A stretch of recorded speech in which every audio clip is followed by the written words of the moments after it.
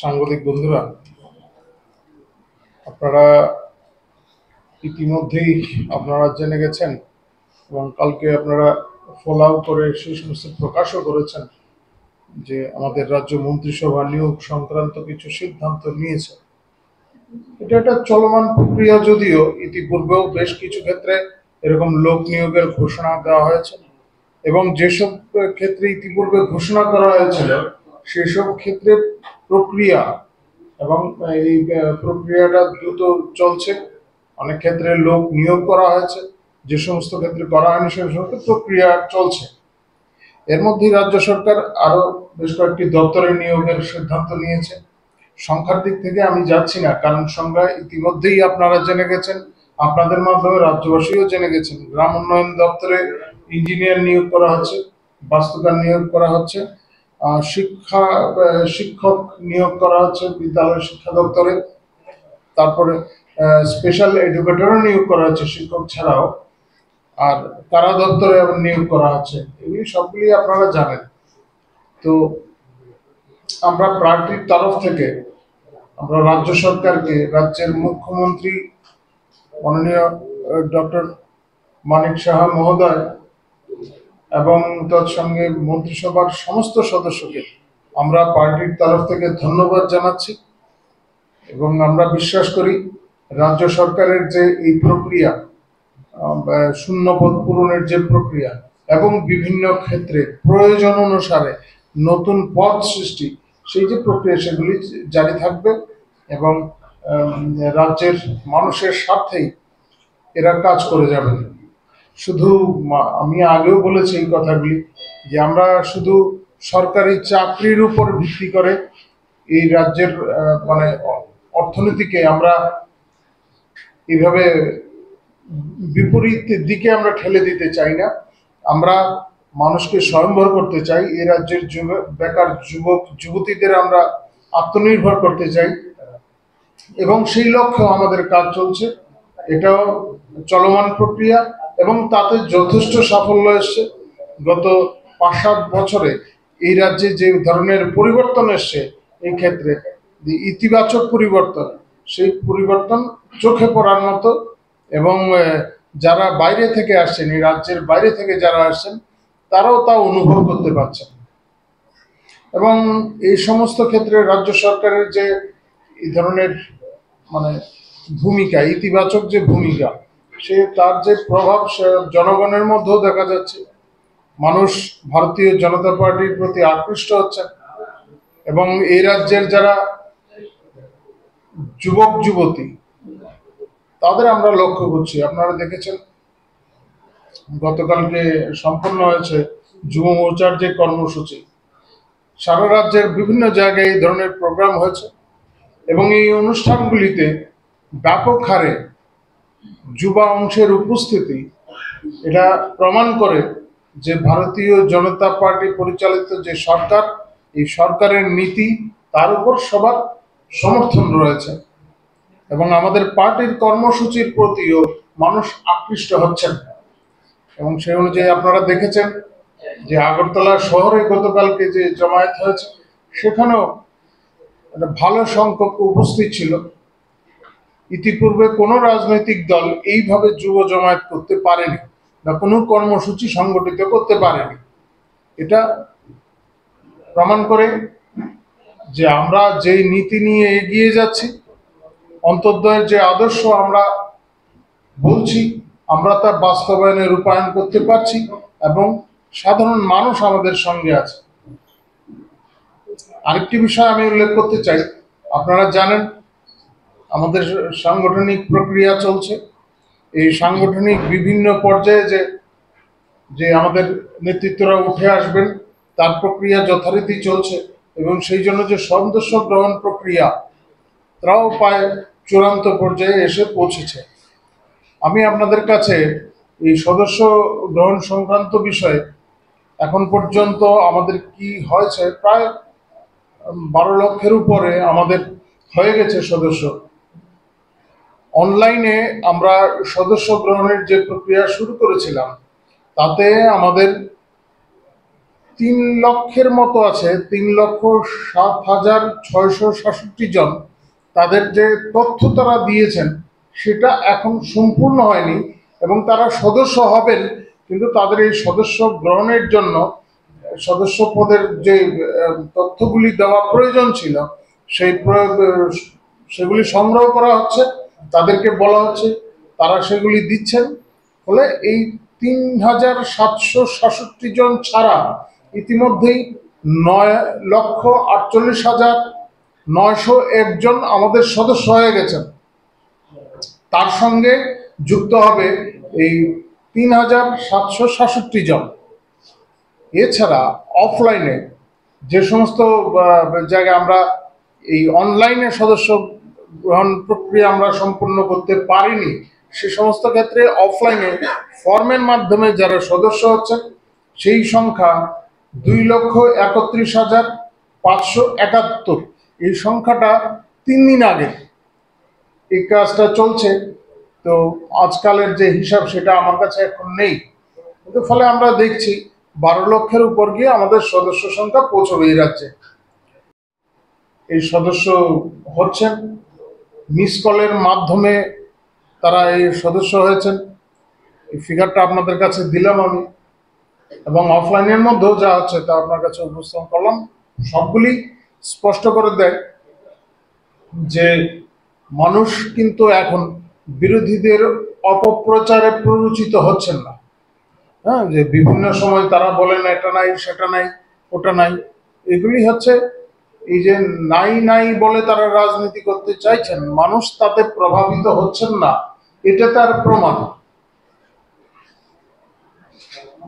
আর আমাদের যে পরবর্তী বিভিন্ন কার্যক্রমগুলি থাকবে তাতেও আমরা বিশ্বাস করি আমাদের এই রাজ্যের মানুষ, শুধু যে আমাদের পার্টির কার্যকর্তারা তা না, এই রাজ্যের মানুষ সক্রিয়ভাবে অংশগ্রহণ করবেন।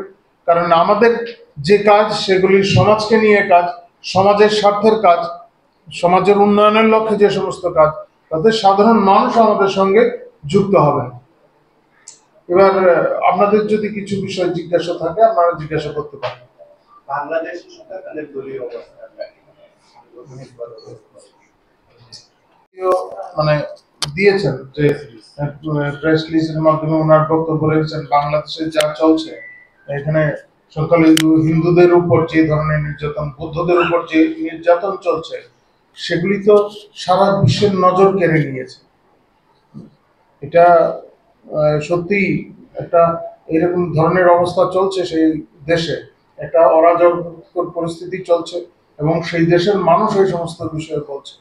তবে এইভাবে যে যেটা চলছে তা কিন্তু একটা সভ্য সমাজের জন্য একটা চ্যালেঞ্জ বলা যেতে পারে। এবং আজকে মানে বিভিন্ন সময় ধরে এই যে পরিস্থিতিটা তৈরি হয়েছে সেটা কিন্তু একদিনে তৈরি হয়নি, এটাও বিবেচনায় রাখতে হবে। আজকে বিভিন্নভাবে বিভিন্ন সোশ্যাল মিডিয়াতে বিষয়গুলি উঠে আসছে, বিভিন্ন সংগঠন এখন বিভিন্ন বিষয় উত্থাপন করছে যে চট্টগ্রাম পার্বত্য অঞ্চল, সেই পার্বত্য অঞ্চলে যখন দেশ ভাগ হয় তখন সেখানে 97% অমুসলিম অংশের মানুষ ছিলেন। তো এই যে বড় সংখ্যক হিন্দু বৌদ্ধ থাকা সত্ত্বেও এই চট্টগ্রাম কিভাবে পাকিস্তানে গেল, আমার সঙ্গে বিভিন্ন সংগঠনের কথা হয়েছে, তারা চাইছে আন্তর্জাতিক আদালতে যাওয়ার বিষয়টি, যে সেটা যাওয়া প্রয়োজন তারা মনে করছেন, কারণ কিভাবে সেটা পাকিস্তানের অন্তর্ভুক্ত হলো, এর পেছনে কি ষড়যন্ত্র ছিল, এখন তো মানুষ জানতে চাইছে এই সমস্ত বিষয়।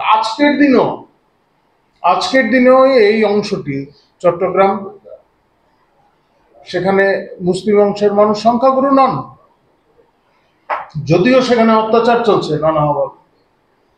এটা একদম পৃথক রাষ্ট্র হতে পারে, কিন্তু কোন শুভবুদ্ধি সম্পন্ন মানুষ এই বিষয়গুলিকে এড়িয়ে যেতে পারে না। আজকে যে সমস্ত মুখ্যমন্ত্রী এই সমস্ত বিষয় বিবৃতি দিয়েছে, এখন বাংলাদেশে যা চলছে সত্যিই ভয়াবহ এবং অবশ্যই এর প্রভাব অন্যত্রও পড়বে। আপনাদের যদি আর কিছু জিজ্ঞাসা থাকে। পুষ্পবন্ত বিয়ে বাড়ি, যেটা পুষ্পবন্ত প্রাসাদ আছে, এই প্রাসাদ নিয়ে দেখা যায় উপজাতি অংশের সহজ সরল মানুষদের রাস্তায় নামানো হচ্ছে। দেখা যাচ্ছে সেই রাজন্য আমলের অনেক স্মৃতি যেখানে বিয়ে বাড়ি করে রেখেছে, এই বিষয়টা নিয়ে কি বলবেন? আপনি তো সত্যি বলেছেন কথাটা। আপনারা দেখেছেন সারা দেশে যেখানে এই ধরনের ঐতিহাসিক স্থলগুলি আছে সেগুলি রক্ষণাবেক্ষণের জন্য এবং মানুষ যাতে তাতে আকৃষ্ট হয় তার জন্য বিভিন্ন ব্যবস্থা করা হয়েছে। এই ধরনের অনেক, এটা তো এখানে যে কথাটা বলছেন এটা তো প্রপোজাল এসছে আমাদের কাছে, এই নিয়ে আলোচনা চলছে, এখনো চূড়ান্ত সিদ্ধান্ত কিছু না হয়। এখানে রাজ পরিবারের যে ঐতিহ্য রয়েছে, রাজাদের, ত্রিপুরা রাজাদের যে ঐতিহ্য আছে সেটা যাতে অক্ষুণ্ণ থাকে সেটা সুনিশ্চিত করেই রাজ্য সরকার কোনো সিদ্ধান্ত নেবে। কারণ আমরাই প্রথম এই ত্রিপুরার রাজাদের সম্মান দিয়েছি। ইতিপূর্বে তো কোনো সরকার, বিশেষ করে বামপন্থীরা তো এর বিরুদ্ধেই ছিল। এ রাজ্যে অনেক জায়গায় এই জ্যাকসন গেট আজকে আছে নাকি? তারা ভেঙে চুরমার করে দিয়েছে। এখানে যারা আছেন অনেকেই এই জ্যাকসন গেট দেখেননি। আমরা ছোটবেলায় দেখেছি জ্যাকসন গেট। কোথায় আজকে জ্যাকসন গেট? লালবাড়িটা কোথায়? যারা আজকে এই ধরনের কথা বলছেন রাজ্য সরকারের বিরুদ্ধে, তাদের জিজ্ঞাসা করুন যে কিভাবে এইগুলি কোথায়, এগুলি আর পুনরুদ্ধার করা যাবে না। আমরা ভারতীয় জনতা পার্টির সরকার ক্ষমতায় আসার পর আমরা বিমানবন্দরের নামকরণ করেছি মহারাজার নামে। আমরা যথেষ্ট সম্মান করি, ওনার জন্মদিন পালন করছি। আমরা কোথাও রাজন্য বিজড়িত স্মৃতি কালিমালিপ্ত হবে এটা তো আমরা মেনেই নিতে পারি না। আপনারা দেখেছেন এই কামানচুমনিতে 0 পয়েন্ট, আগে এই সমস্ত পিলার মাটির নিচে ছিল, সেখানে মহারাজার মূর্তি বসানো হয়েছে। সবাই দেখতে পাবে এই বিষয়গুলি। হ্যাঁ, এটাও তো স্বাভাবিক। আপনি যে প্রশ্নটা করেছেন এটাও স্বাভাবিক। রাজন্য বিচরিত বিভিন্ন স্মৃতিস্থানে নানাভাবে ব্যবসাদি করা হচ্ছে। এখন শুধু শুধু আমাদের এই পুষ্পবন্ত ভবন নিয়ে আমাদের সরকারের যে চিন্তা ভাবনা, তাতে একটা অহেতুক ব্যাঘাত ঘটানোর চেষ্টা হচ্ছে। রাজ্য সরকার এখনো ওই ধরনের কোনো সিদ্ধান্ত নেয়, এখনো কোনো এমওইউ সিগনেচার হয়নি, কোনো কিছু স্বাক্ষর হয়নি।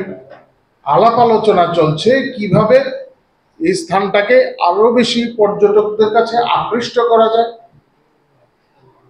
আমরা যদি এক্সপোজ না করি ত্রিপুরা সম্পর্কে, ত্রিপুরার বিভিন্ন স্থান সম্পর্কে,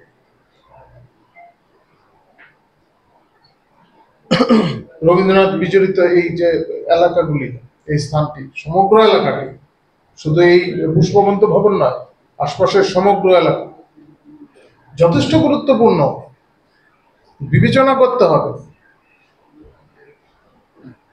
যাই হোক, রাজ্য সরকার যথাসময়ে উপযুক্ত সিদ্ধান্তই নেবে, এতে কোনো সন্দেহ নেই। এ নিয়ে যদি কেউ মনে করেন যে এই বিষয়ে কোনো সুপরামর্শ দেবেন, নিশ্চয়ই পার্টির লেভেলেও দিতে পারেন, ব্যক্তিগতভাবেও দিতে পারেন। রাজ্য সরকারের কাছে প্রস্তাব যেতেই পারে, এতে তো কোনো বাধা নেই। আর যদি কিছু জিজ্ঞাসা থাকে। ধন্যবাদ সবাইকে। নমস্কার। এই সবাই